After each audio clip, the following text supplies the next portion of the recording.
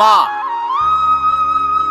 किसी का मोह नहीं करती, जब उसकी इच्छा होती है तब वो निकल जाती है। आत्मा किसी का मोह नहीं करती, क्योंकि ये आत्मा अजीव अमर है। अजीव अमर के साथ साथ ये आत्मा निर्मोही है। इस आत्मा से किसी भी शरीर से मोह हो नहीं सकता। शरीर केवल इस आत्मा से मोह करती है। रोना होता है तो शरीर को ही रोना पड़ता है, आत्मा कभी नहीं रोती। आत्मा हमेशा खुश रहती है, ना आत्मा कभी दुखित होती है, ना आत्मा को कभी गुस्सा आता है। आत्मा हमेशा खुश रहती है।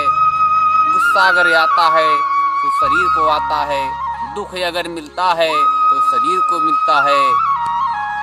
शरीर के अलावा कोई कष्ट आत्मा को नहीं मिल सकता, क्योंकि आत्मा एक अमर है, अजीव है। ऐसी आत्मा हर प्राणियों के अंदर में पाई जाती है, हर प्राणी के अंदर में। लेकिन प्राणी अपने स्वार्थवश अपने शरीर से ना जाने क्या क्या कर्मों को करता रहता है। इस आत्मा को कभी प्राणी समझ नहीं पाता है।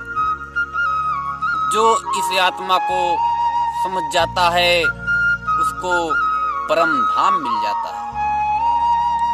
परम धाम में सारा जीवन बिताने वाला इंसान हमेशा सदैव खुश रहेगा। आत्मा उसकी तो हमेशा खुश रहती है कि उसकी शरीर भी खुश रहेगी।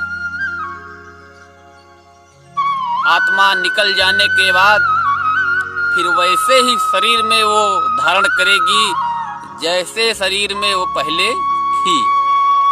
आत्मा कभी भी पापियों के शरीर में रहती है, लेकिन वो तो खुश ही है, लेकिन उनके पास दोबारा जाने की कोशिश नहीं करती कि दोबारा फिर मुझे ऐसी शरीर में जाना पड़े जो शरीर केवल पाप करना सीखा है, पुण्य कभी नहीं देखा, ना जाना, ना सुना, ना समझा।